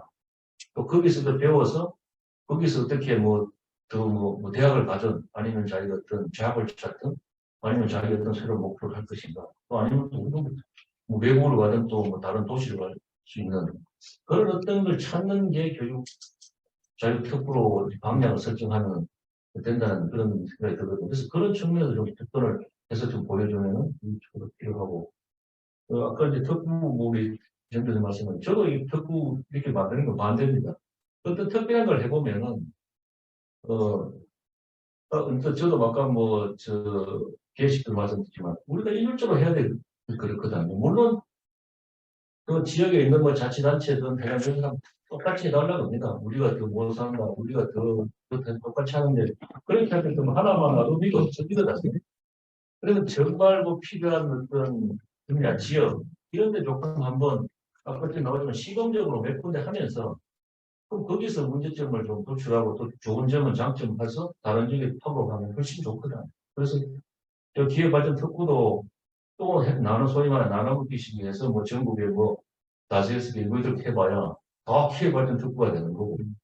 그리고 자유특구도 어떤 방식을 설계하든 간에 이 전국에 하면은 예를 들어 농촌 지역 인구, 도시 중에서 또 소멸된 지역 해뿌리면은 그것도 뭐 4, 50개 만들면은 또 똑같아지는 거거든요. 그래서 그런 어떤 거점 포인트로 해서 정말 그게 이 지역의 어떤 연계성 발전이 될 수 있는 그런 좀 특구를 런지도 아까 말씀하신 다른 일을 이제 만들면은 훨씬 더 지역과의 상생이 아닌가 그런 생각도 합니다. 그리고 이제 여기 우리가 방금 생각이신 분이지만 많은 우리가 제주라든지 또 우리 대안학교 제주국제학교 있지만 이게 이제 교육하시는 분들 봤을 때는 일종의 특권이거든요. 그게 나름대로 이 공교육이라는 것은 우리가 누구든지 똑같은 여건을 똑같이 받아야 된다고 하는데 이제 그렇게 하면은 답은 찾기 어렵거든요. 그래서 누군가 조금 불리한 데 살면은 조금 더 혜택을 받고 또 유리한 데 살면 조금 하고 이렇게 이제 사교육하고 이 영역을 조금 해야 되지만 그건 어렵지만 그래도 조금 분리해서 접근해야 되는데 이런 특별 학교라든지 이런 거는 조금 그냥 우리가 보게 되면 상당히 혜택을 받는다고 하는데 또 한편으로 보면 그런 게 맞을 수도 있거든요. 그래서 그런 것도 좀 하고 하는 게 좋고 그래서 아까 지금 말씀한 대로 방역보다는 좀 이 초중고 교육 같은 데는 좀 기초로서 접근해서 하는 게 조금 낫지 않을까 생각되고 이제 대학교 교육 같은 경우는 조금 강력 단위로 해서 좀 같이 하는 그렇게 하는 생각을 갖고 있습니다. 이 말씀드리겠습니다. 네, 고맙습니다. 우리나라는 좀 교육 대국답게 강의님께서도 초중고등학교 교육까지 생생하게 잘 지적을 해주셨습니다. 그래서 이런 이제 결국 이제 계속 이제 말씀이 나오는 공통된 주제가 결국 불균형 때문에 이 교육도 안 된다는 결론이 나오고 불균형을 해소하지 않는 한 어렵고 불균형 해소하는 방법은 아까 제가 말씀드렸듯이 간단하다는 거예요. 불균형 쪽을 더 늘려주고 분명히 되는 건데 근데 지금 지금 저도 간단 말씀드려요. 우리나라는 지금 처음부터 끝까지 100m에다 달리기를 하는데 처음부터 끝까지 100m를 같은 방향으로 해서 줄을 씌워놓은 겁니다. 1등부터 시작해가지고 수능 점수 순서도 씌우는데 저는 이 두 가지 하나는 그런데 그러다 보니 어떤 현상이 벌어지나 모두가 불행합니다. 왜냐면 1등 한 놈은 언제 2등을 떨어질까 불행하고 못 밑에 놈은 왜 못 올라가는 게 불행하고 저는 그래서 100m 달리기 해야 된다. 왜냐면 기량을 키워야 된다. 그건 공부하는 거예요. 그 다음에는 각자 다른 방향을 뛰어야 돼요. 한 방향을 뛰지 말고 각자 자기 개성과 능력을 극대화하는 방향으로 각자 뛰어야 돼요. 그래갖고 그것을 직업으로 연결시켜요. 근데 그것이 돈이 되면은 다행이고 예를 들면 BTS가 이렇게 잘 되면 다행이고 BTS도 처음부터 잘 되진 않았을 거예요. 그 바닥을 기는 그런 어려운 시절이 있었다는 거죠. 그래서 제가 지금 10년 교육원 중에 하나가 그런 친구들한테 직장을 자기가 다 만들어요. 그러고 보험금은 국가가 주라. 그러면 굳이 서울로 안 가는데 그걸 이름하여 제가 청년연금이라고 그래가지고 열심히 준비를 하고 있습니다. 어쨌든 간에 처음부터 끝까지 100m를 같은 방향으로 뛰게 하면 죽습니다. 지금 우리 젊은이들이 그런 판이 되죠. 반 죽어요. 대학 오면 문제, 그 다음에 이제 거의 계시지만 실험 공부, 고시공부부터 시작해서 많이 9급부터 5급까지 얼마나 열심히 합니다. 그럼 모두가 불리하고 그래서 그런 중에 좀 조절할 필요가 있지 않나 생각이 들고 그 다음에 우리 한강식 원장이 말을 듣고 그 다음에 또 잘. 저는 처음에 이 교육 자유 특구 정책이 나왔을 때 부정적으로 봤었습니다. 그래서 첫 번째가 2004년 9월에 노무현 정부에서 6개 큰 정책 중에 지역 특화발전 특구위원회. 그래서 제가 6년 동안 거기에 이제 부위원장까지 지냈었는데 거기에 교육 특구가 35개여 있어요. 그래서 그 부분에 대한 것들이 지금도 운영되고 갖고 가는 저는 아주 잘 운영되고 있지는 않다. 그래서 교육 자유 특구를 운영한다고 그러면 저는 기초보다는 광역 단위에서 선택적인 특구가 운영되는 게 맞다라고 이제 보는 게 하나 있고요. 그다음에 이제 규제 자유 특구 부분에 규제 프리즌에 있는 것도 제가 이제 일을 했었는데 이제 그런 측면에서 제가 볼 때는 축구 도입은 상당히 좋아 보이지만 상당히 운영이 어렵다. 특히 이제 재정이 투입되고 그 다음에 어떤 규제를 해결해 주는 부분에서는 잘 써야 되는데 그런 측면에서 교육 자유 특구에 대한 것들은 많은 좀 검토가 더 필요하다라는 쪽으로 말씀을 드리고요. 지금 이제 정부에서 이전까지 교육부의 대학 정책은 그 교육부가 중심이 돼갖고 진행을 하는 구조에서 지금 이제 라이즈라는 체계에서 17개 광역에 이제 4조 2천억 중에서 2조 이상 이제 내려와 갖고 가는 체계에는 긍정적으로 필요하다라고 하는데 그 안에서도 여러 가지의 우리 제도에서 먼저 생각해야 될 부분이. 그래서 우리나라 정책 자체가 너무 빠르게 가면서 거꾸로 이렇게 돌리기 어려운 정책들을 너무 많이 이제 발생합니다. 그 중에서 하나가 가장 이해 관계자의 충돌, 그다음 관계자에 대한 입장에 대한 문제들이 해결이 안 되다 보니까 좋은 정책이라도 그 정책이 잘 활용되기 좀 어려운 측면이 있다라는 쪽에서 이제 가장 지금 그 교육부의 이전까지 연구재단이나 교육개발원에서 평가를 해서 일괄적으로 지원하는 방법에 대한 건 대단히 잘못된 부분에서 광역으로 내려가고 진행하는 것들은 올바르다라고 이제 보는데 그게 전문대학까지는 커다란 무리가 없다. 근데 일반 대학에 국립대학에 있는 것들을 광역에서 정리할 수 있는 문제들은 좀 한계가 있다. 또 국가 R&D에 관련된 것들을 광역에서 진행을 하다 보면 거기에서 나올 수 있는 중복에 대한 문제들을 계속 광역으로 진행되는 모순에 대한 그다음에 또 하나의 가장 우려하는 것들이 지역의 토착 세력이라고 얘기하는 쪽에서의 어떤 이게 명확한 평가에 대한 결과가 아니라 일종의 그 나눠지고 특정적으로 가는 부분의 우려 뭐 이런 여러 가지들도 얘기하는 부분들이 좀 많은 것 같습니다. 그래서 지역으로 내려오는 것들은 저는 찬성이지만 그 안에서 발생되고 있는 문제도 적지 않다. 그중에서 전문대학이 지금 전문대학과 폴리텍의 관계 그 부분에서 그런 폴리텍에 관련된 거는 라이즈에 포함시킬 것이냐 쉽지 않을 것이냐 그다음에 교육부 정책만 있는 게 아니라 각 부처에서 대학에 지원하는 사업. 제가 어저께 이제 그저께 경기도의 정체적인 것들을 발표를 했는데 각각의 사업들이 서로 조율돼서 지역 광역에서 이걸 컨트롤 타워를 할 수 있겠느냐. 이런 충돌에 대한 문제를 정부에서 어떻게 해결할 것인가. 이게 또 잘못되다 보면 교육부 정책 안에서 교육부의 센터가 만들어지고 그 평가 기능을 하고 또 분절적인 운영에 대한 우려. 그런 문제들이 되게 많이 또 내재되고 있는 부분에서 여러 가지도 우리가 커다란 문제도 또 작용할 수 있는 걸 어떻게 할 것이냐 그런 쪽에서 우리가 한번 교육정책이라는 것들을 진짜 크게 한번 많은 것들을 경험하고 만들어내야지 이 상태로 갔다는 큰일이 있다 이렇게 보고 있습니다. 예, 고맙습니다. 사실 그 난제인데 난제를 쉽게 풀 수 있는 방법이 나와버렸어요. 이게 무슨 이야기가 하면 우리나라의 법률이나 그 법안의 행정조치가 있는 모든 것을 빅데이터 등에서 돌리면 어디가 중복이 되고 어디가 다 나옵니다. 사람이 하면 말도 많고 탈도 많지만 그걸 데이터를 그게 다 완벽하지는 않습니다. 그러면 그걸 바탕으로 해서 포론을 하고 정의를 하면 벌떡이 나옵니다. 그러면 어디에 쓸데없는 일이 많고 예를 들면 교육을 나눕니다. 예를 들면 우리나라 빈집을 6개 기관에서 조사를 합니다. 그러면서 공유를 안 합니다.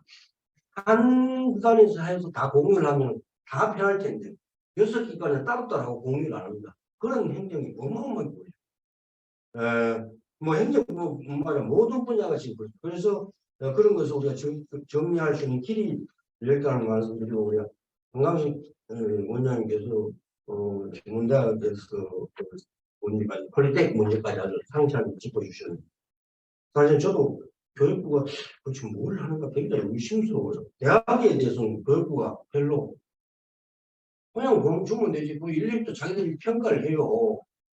대학을 평가할 정도 능력이 되면 대학이 존재의 이유가 없죠. 그렇지 않아요. 대학이라는 것이 그 지역과 그 시대를 대표하는 지성인데 그거를 자기들이 평가해서 준다고요. 말이 되는 얘기입니다. 아무 전공도 모르는 사람. 그래서 갈 수 있도록 끝까지 밀어만 주는 게 대학의 존재의 이유예요. 대학을 자기들이 평가해서 점수를 준다는 건 말이 안 되는 거죠. 그래서 저는 그 평가를 받을 때마다 굉장히 자존심이 상해요. 내가 그 분야의 최고의 전문가인데 누구한테 가서 평가를 받아요? 최고의 전문가한테도 뒤에서 밀어주는 게 정부 역할이다. 어쨌든 간에 우리 회장님께서 또 라운드 테이블을 가서 그냥 재미없게 지나가고 있잖아. 너무 방금 회장님 이학을 하셨으니까 한 말씀 주시면. 아니, 그냥 저는 이거 뭐 하자고 구경하러 회장님 볼 때 구경인데 우리가 볼 때 감동이. 평가하고 싶겠죠. 제가 잠깐만 간단하게 그냥 하시죠. 아니 우리 지금 발표를 다 했어. 네. 토론 다 끝나고 이제 답변만 들을 시간이라고. 그래서 토론 안 나오면 발표도 못 듣고 토론도 못 들었어. 그러니까 그냥 우리는 아까 제가 말씀드린 교육 대국이라서 교육 문제는 누구나 다 전문가이라고 이야기할 거죠. 그게 이제 못한 분들이 있을 때 추가적으로. 네, 그러면은 일단은 좋은 이야기 너무 많이 나왔으니까 일단 그러면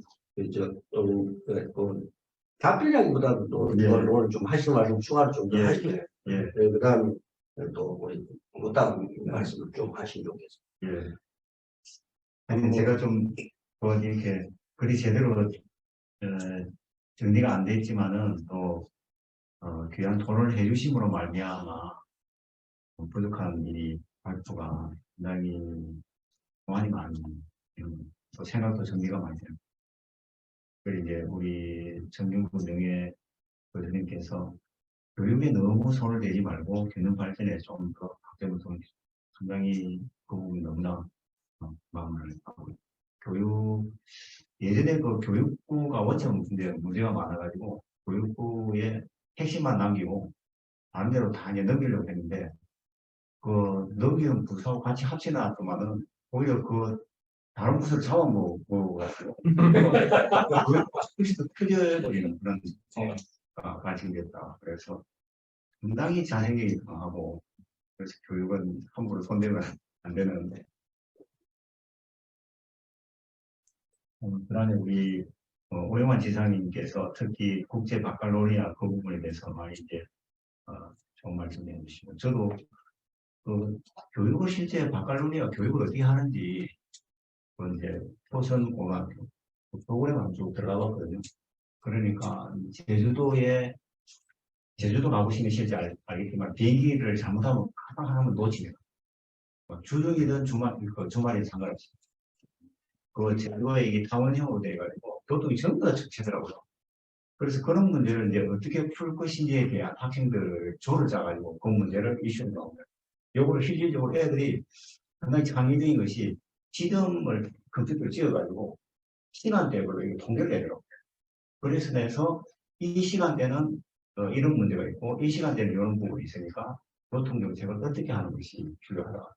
뭐 상간 지역을 이렇게 할 때에는 어떤 방식으로 해야 나름대로 이제 아주 물론 보도에 뭐 이렇게 전문가적인 그런 걸 알겠지만 그런 부분들을 이 교육을 통해 체득한다는 것, 인식한다는 것 자체가 상당히 중요하다고 특히 서양의 교육에서 방점을 두는 것이 어떤 새로운 지식을 이렇게 전달하는 것보다도 그 내용을 인식하는 것, 인식에 상당히 선진국 우리가 방점을 두더라고.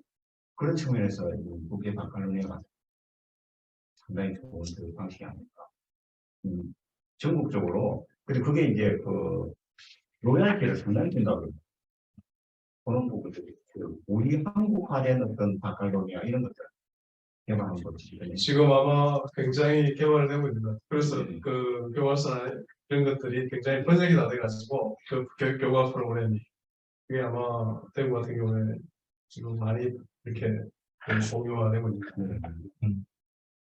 아마 실제로 잘 모를 정도로 그러니까 그 부분에 대한 뭐 평가는 뭐 교육계라는 게 또 원체 이런 분야에 네. 고견들이 많으시니까 잘 모르겠습니다만 한 번은 그 부분 IB 교육에 대해서 한 번쯤은 우리가 교육 특구를 얘기할 때 한 번쯤은 얘기해 볼 필요가 있는 네. 분야 아닌가요? 예. 우리 또 강승근 원장님께서 뭐 실제 뭐 역시 이제 또 우리 명예 교수님께서 말씀하신 대로 교육 내용보다는 오히려 또 지역 균형 쪽에 더 방점을 이렇게 그리고 또 초중고에 이렇게 특구가 방점을 두는 것이 아닌가. 실질적인 말씀들 많이. 근데 진짜 교육 그 아까 이 업에 있는 초등학교 같은 경우에는 요즘 그 초중고등학교 예산은 2021년도에 교육부 예산이 86조였던 걸로 기억하는데 그러니까 대학에 지원해야 되는데 거의 그런 초중고등학교는 어마무시하게 막 진행되는. 근데 이제 그것이 어떤 인구가 계속 줄어들다 보니까 이 부분에 대한 문제들이 연결이 될 수 있는 뭔가 통로가 분명히 필요한데 그런 장치를 우리 한광식 원장님께서 실질적으로 이 교육 담당하시면서 해주신 부분들, 라이드 문제라든지 정책이라든지 또 시도 내에 있어서 불리한 문제들 실질적으로 아시는 분들 많이 생각을 하시더라고요. 그러니까 중앙에서 권한이 내려왔는데 어떤 사업이나 이런 게 내려왔는데 그 안에서 너무 독특한 특정의 어떤 거기에서 독점을 하다 보니까 너무 이게 분배가 분산이 안 된다. 그게 특히 이제 제주도에서도 이야기를 많이 들었고, 뭐 경기도에서도 이런 부분들도 앞으로 보완할 때에 참. 네, 감사합니다. 워낙 중요한 내용을 좀 하다 보니까 시간이 많이 흘렀습니다. 그래도 그냥 안 하실랍니까? 네, 알겠습니다. 우리가 다음부터 보겠습니다.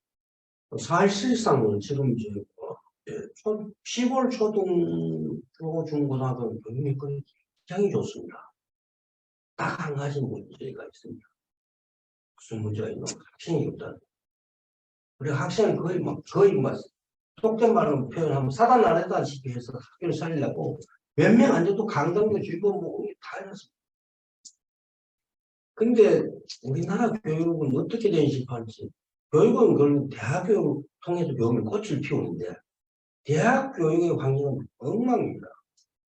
그야말로 세계 대학이 뭐 저런 대학이나 할 정도로 너무 무시하게 환경이 좋지 않습니다. 그리고 특히 이제 그 국립대학은 뭐 그래도 그나마 좀 나은데 사립대학은 그야말로 사립대학 등록금 받아서 이제 학교를 운영하는데 도대체가 교육은 혜택은 사회가 모르는데 왜 교육을 사립대학은 등록금을 받아서 교육을 하게 하는지 이해가 안 돼요. 더 문제는 특수대학원도 국립대학이 다 차지합니다.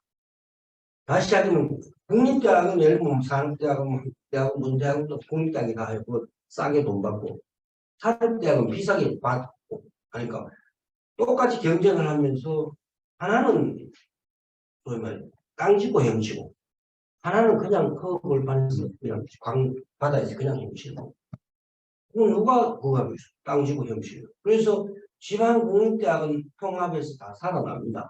그런데 지방 사립대학은 죽어가고 있어. 너무나 무책임한 거예요. 교육의 혜택은 사회가 다 보는데 어떻게 해서 사립대학은 대학 등록금만 가지고 하는 그것도 이제 안 되면 이제 평가를 해가지고 저것들 평가를 할 능력이 있으면 와서 교육시키는 거예요.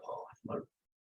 그래서 지금 어떻게 하는 그런 문제를 좀 해결해야 되는데 야간에 지금 교육특구 이야기가 너무 제가 좀 번져 나갔는데 지금까지 이제 아직 우리가 시간이 한 10분 정도 남았죠. 우리가 근데 중기 총회도 하고 또 만찬줘야 되니까 이동 시간까지 감안히 해서 한 55분 정도에 마치는데 이제 그래서 한 10분 정도 시간 남았으니까 혹시 부족한 말씀이 제가 좀 지금 전문대학 133개 국립대학이 하나도 없는 나라가 우리나라.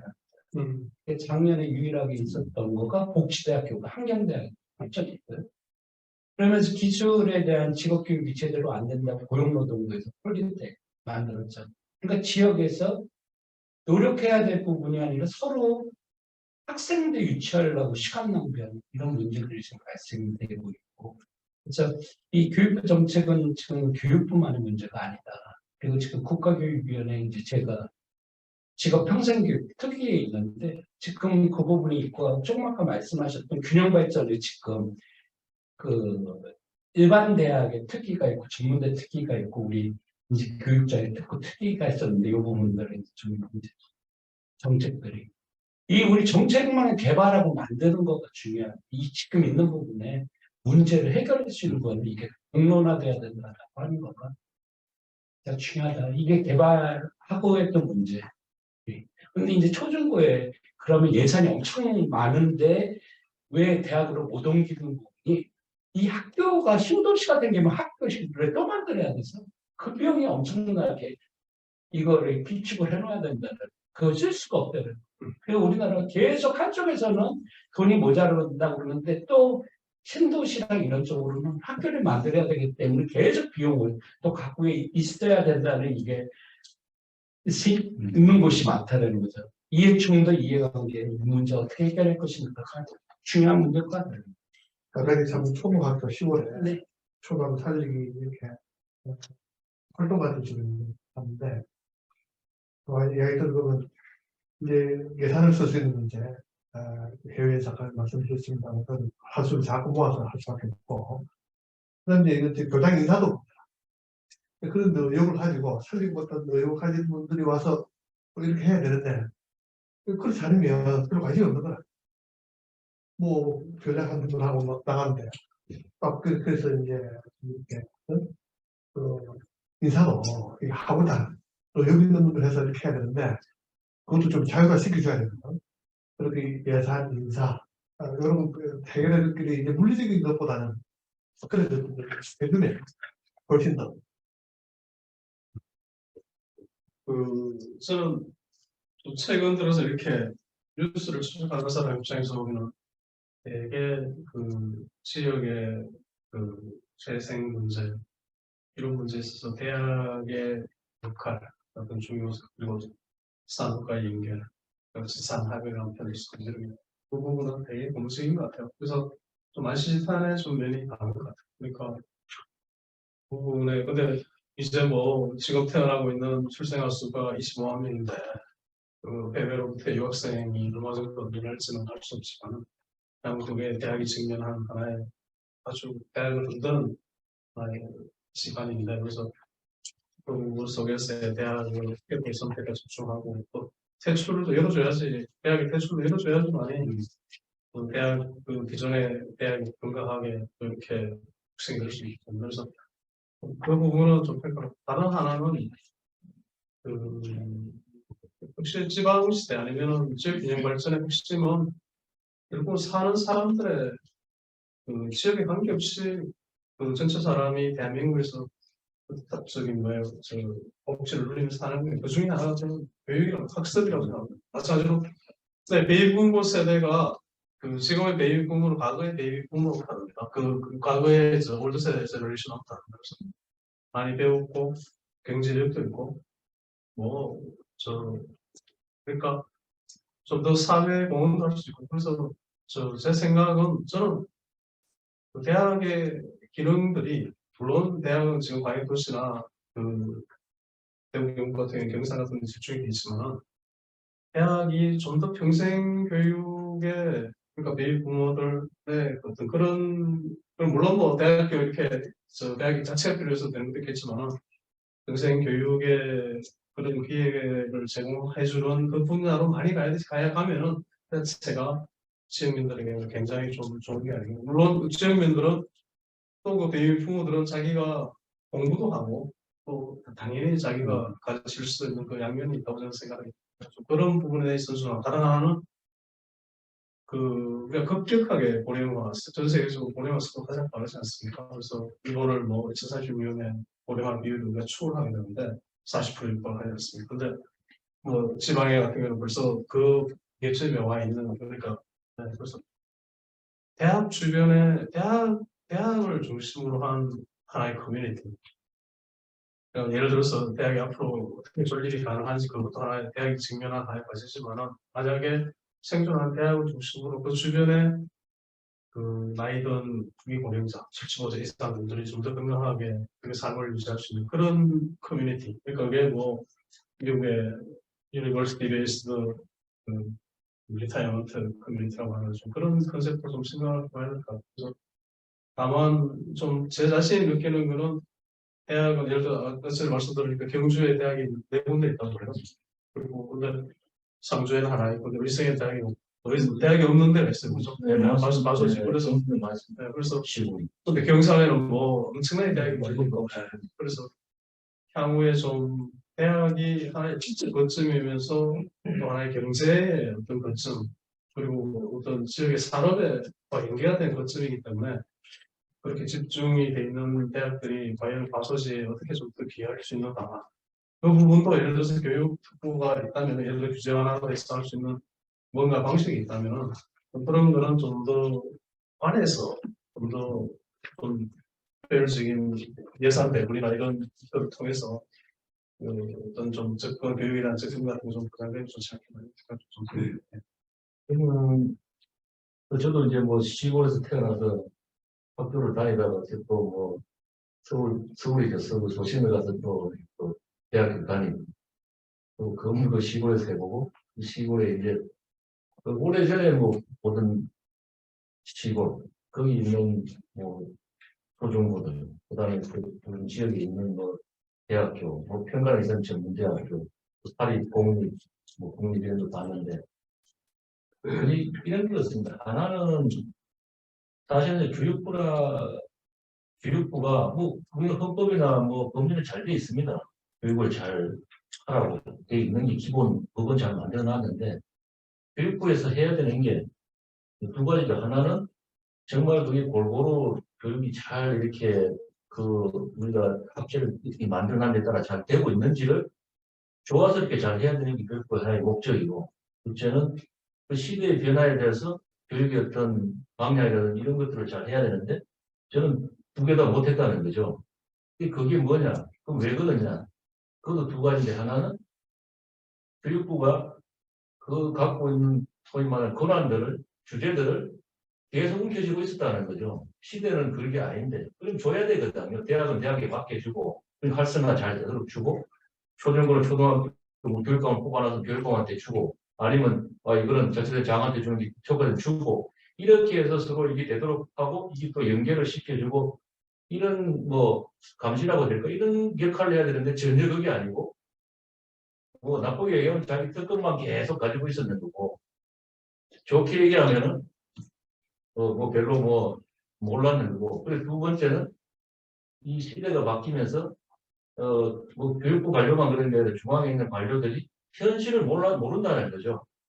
옛날에 그냥 의견풀이 듣고 이 통계에 보면은 다 있거든요. 통계 다 나와 있습니다. 학생이 몇 명 줄고 학교가 몇 개 없어지고 저 대학교에 학생을 몇 명 물리고 이게 다 나왔거든요. 그거를 자기들이 정말 체득을 느껴야 되거든요. 그러면 최대한 그 지역에 뭐 2, 3년, 3, 4년을 근무를 해봐야 되거든요. 그래서 정말 왜 그런지를 파악을 해야 되는 거죠. 자료만 보고 이 지역은 여기 없어지네. 왜 그럴까? 뭐가 고령화가 됐구나? 이렇게 구나? 그래서 정책 수립할 수가 없어요, 그게. 그러니까 현실을 너무 모르는 그런 시대로 가버렸다는 거예요. 중앙관료는 점점 커지고 지방에 있는 주민들은 이제 이게 오픈되면서 여기 또 좋은 데 가는 거 쉽게 갈 수 있거든요. 쉽게 알 수 있습니다. 아까 뭐 챗GPT 말씀하셨지만 이 핸드폰 관리 다 알거든요. 이미 중앙관료가 알고 있는 것들을 옛날에는 지역 주민들이 모르니까 무슨 뭔 얘기하면 뭐 그렇구나 했는데 이제 다 알거든요. 그런 현실에 그거를 몰랐다는 거죠. 그러니까 이 사람들이 무시가 되는 게 아니라 현실을 모르니까 공허한 정책을 펴기 시작하는 거죠.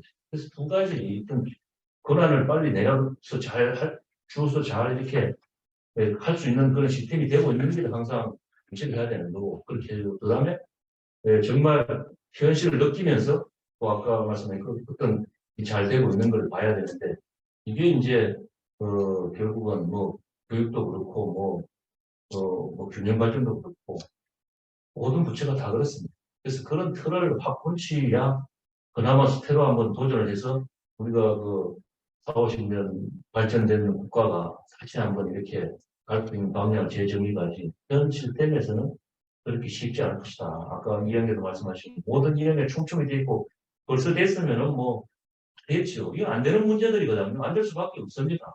생각이 다 다르거든요. 말은 똑같은 얘기를 합니다. 지역 균형 발전시키고 교육에 평화를 하지만 오는 방향은 다 다르거든요. 좀 보고 다 얘기를 하는 거예요. 이게 실제로 관찰을 해보면.